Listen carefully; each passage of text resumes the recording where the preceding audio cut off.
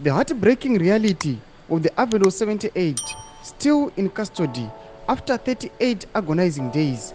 Solidarity Corps Azvipere Mushe muZimbabwe satapinda munhau semabuda anyogwa achita kuti unoti aiwa vakomana vanhu 78 vakasungwa vari paEbrai. Aiwa nhau iyi yachizochuridza muAfrica.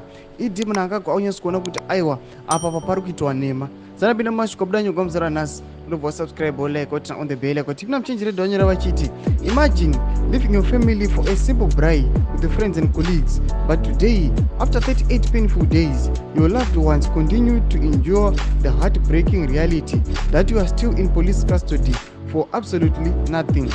This is the fate of the avid of 78 held without cause, victims of persecution by a panicking regime desperate to cling to power through fraudulent elections and suppress opposing voices ahead of the Sabc summit. Ndomasvika vari buda pana zvinzi vakomana vangobatiwa vasina mhosva, vari kuenjoa, vari kugwadziwa pamusoro pekusungwa kwavakaita vasina mhosva.